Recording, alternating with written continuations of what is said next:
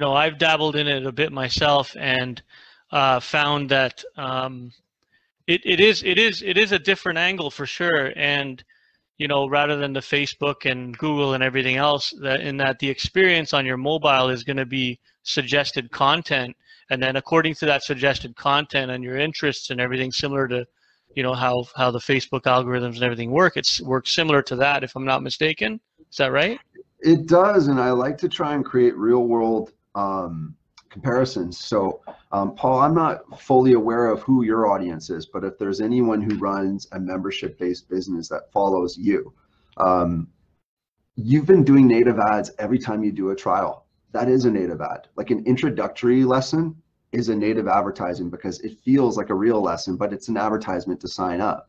And so what's funny is we speak about algorithms like they're this new technology.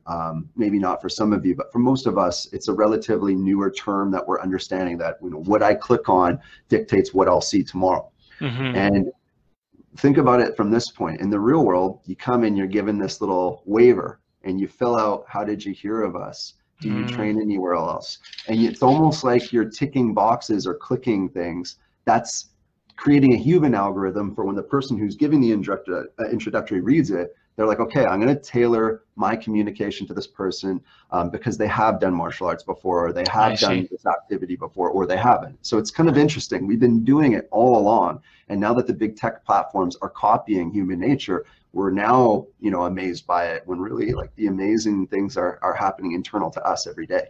Wow, that's an interesting analogy, because we all use this term like it's the greatest thing, algorithm, and a lot of us really don't understand really what it is. But to hear this analogy and comparing it to business, it was actually based on human interaction, from what you're saying, right? Yeah, it's like grabbing a small essence of someone's personality and trying to put it into technology. In my opinion, an algorithm is almost like a human API. It's an interesting way to look at it. Wow, interesting. A human API that probably has many different options, I guess, based on what's given. Does that make sense? Yeah, well, I mean, if our number one strength of humans is our ability to adapt, then we're trying to train the computers to have that same strength, right? I see. And